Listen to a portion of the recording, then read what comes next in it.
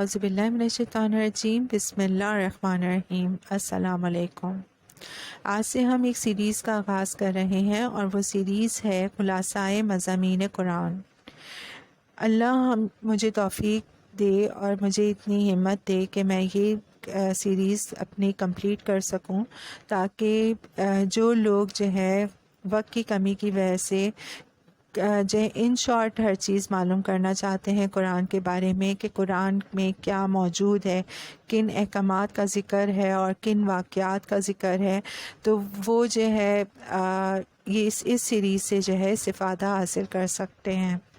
میں یہ چاہتی ہوں کہ لوگ کم الفاظ میں زیادہ جان سکیں، اور میں ان ڈیٹیل بات نہیں کروں گی، بس جیسے ہم کہتے ہیں نا دو ٹوک بات کرنا، تو ہم جو ہے مختصراً جو ہے وہ ہر پوائنٹ پر روشنی ڈالیں گے۔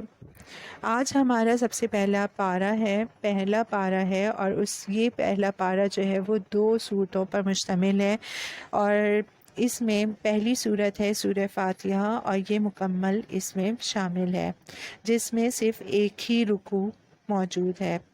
سورہ بقرہ دوسری صورت ہے پہلے پارے کی، اور اس کے 40 میں سے ابتدائی 16 رکوع اس پارے میں شامل ہیں۔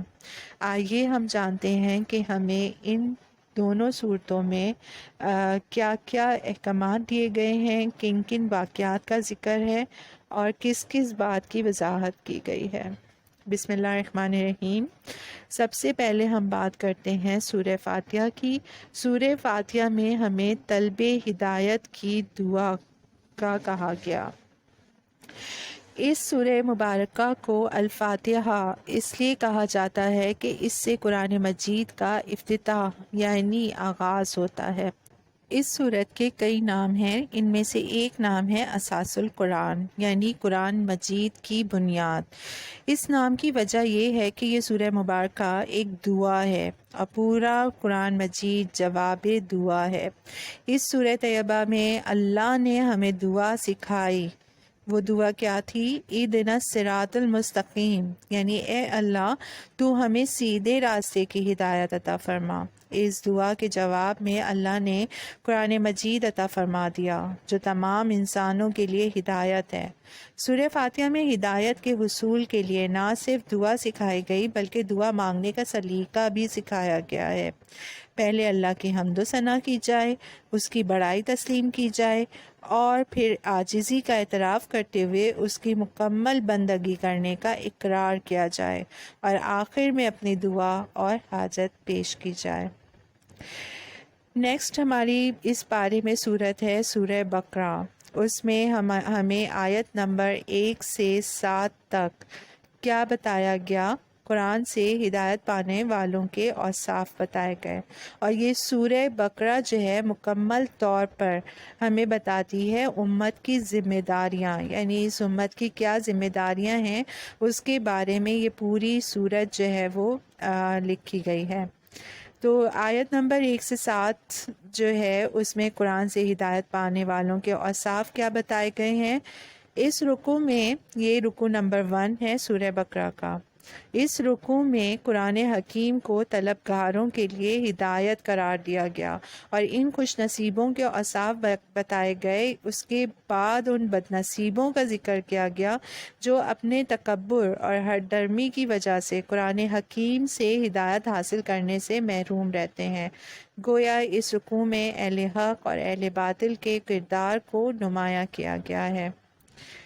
رکوع نمبر 2 جو ہے، یعنی آیت نمبر 8 سے آیت نمبر 20 تک، اس میں منافقانہ کردار کی وضاحت کی گئی ہے۔ دوسرے رکوع میں منافقانہ کردار کی وضاحت کی گئی ہے، یعنی منافقین کا ذکر ہے۔ منافق وہ لوگ ہوتے ہیں جو حق کو قبول تو کر لیتے ہیں، لیکن جب اس کے تقاضے کے مطابق عمل کرنے کا وقت آتا ہے اور حق کے لیے مال و جان کی قربانی دینے کی دعوت دی جاتی ہے تو پیٹ پھیر لیتے ہیں۔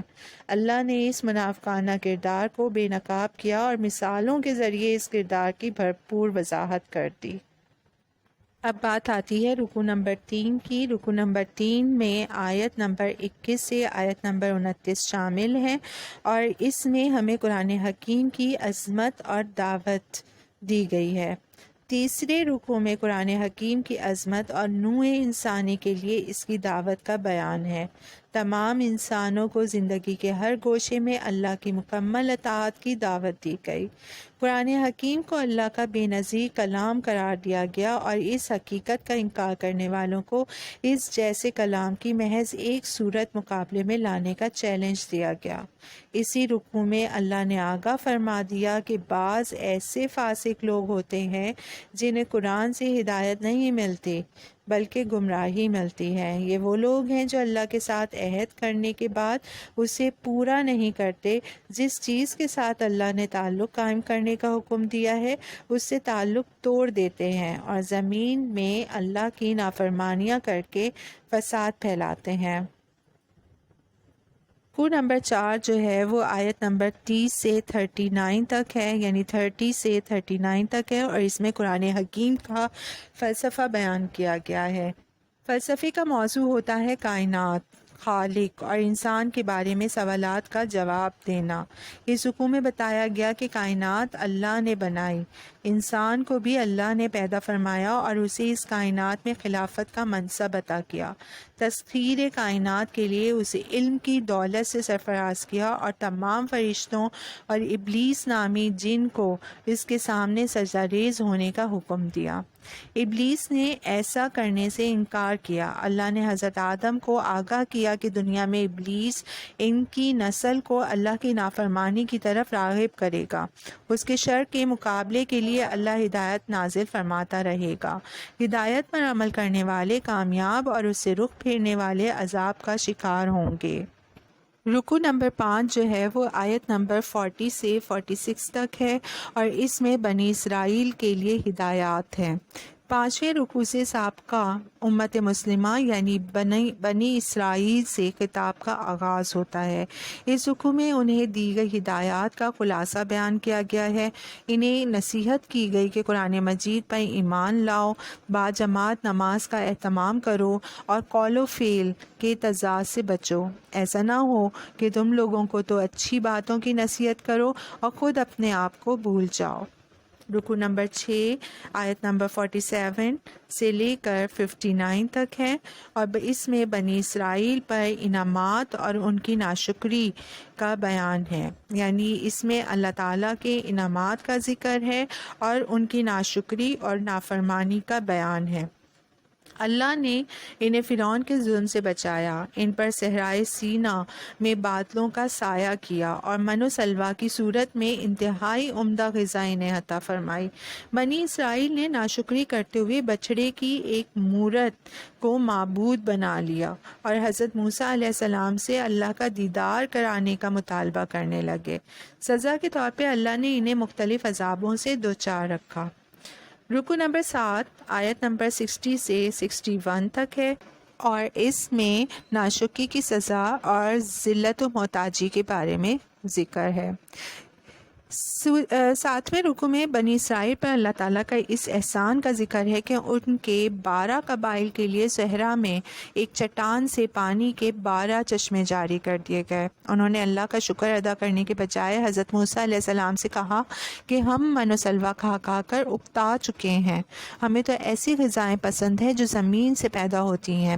اللہ نے نعمتوں کا نزول ختم کر دیا اور انہیں کہا کہ کھیتی باڑی کر کے زمین سے اپنی پسندیدہ غذا حاصل کر لو۔ وہ محنت و مشقت کے عادی نہ رہے تھے، لہٰذا شدید محتاجی، غذا کی قلت اور ذلت سے دوچار ہوئے۔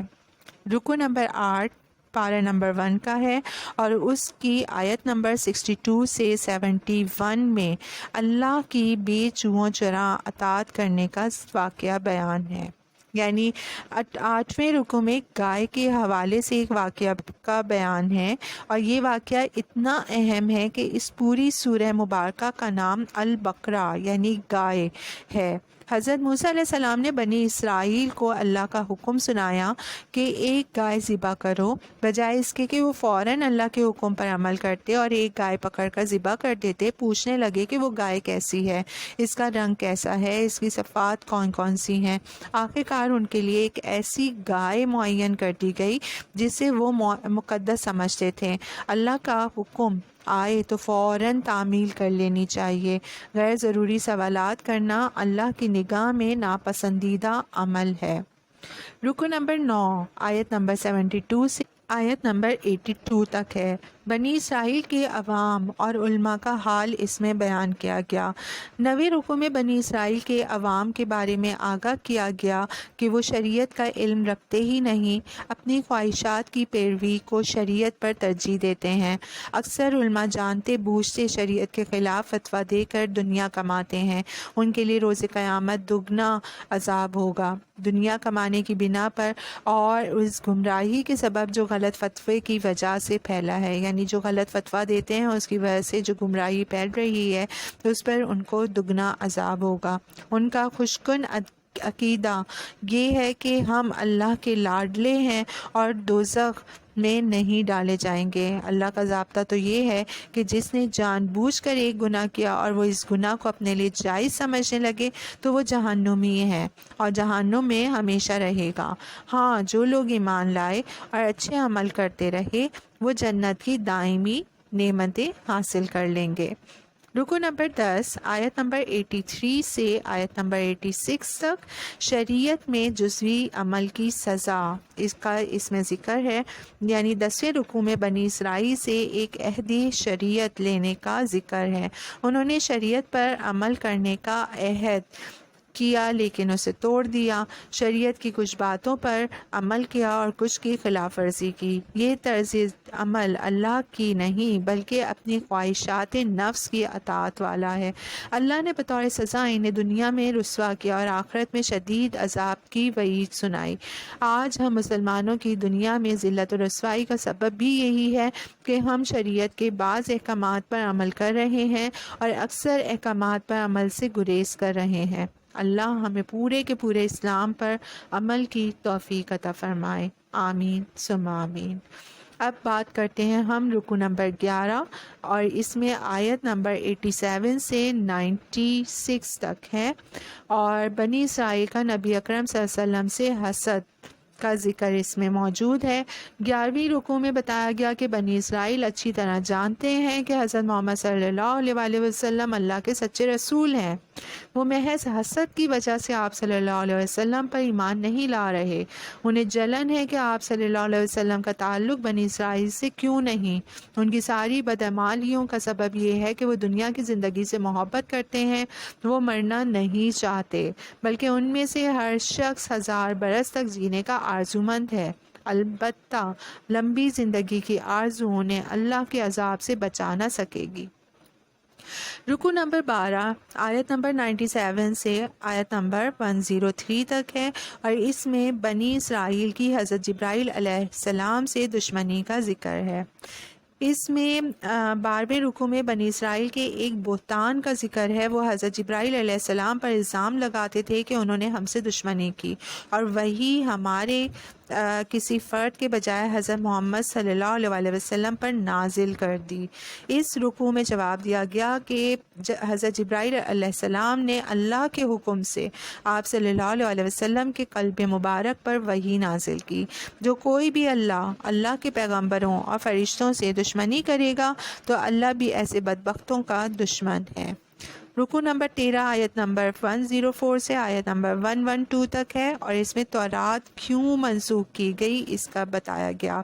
13ویں رکوع میں یہود کے اس اعتراض کا جواب ہے کہ اللہ نے تورات کو کیوں منسوخ کیا۔ جواب دیا گیا کہ اللہ بادشاہ ہے، اسے پورا اختیار ہے کہ جب چاہے اپنے فرامین کو بدل دے، بندوں کا خیرخواہ ہے اور ان کی سہولت کے لیے تدریجاً احکامات نازل کرتا ہے۔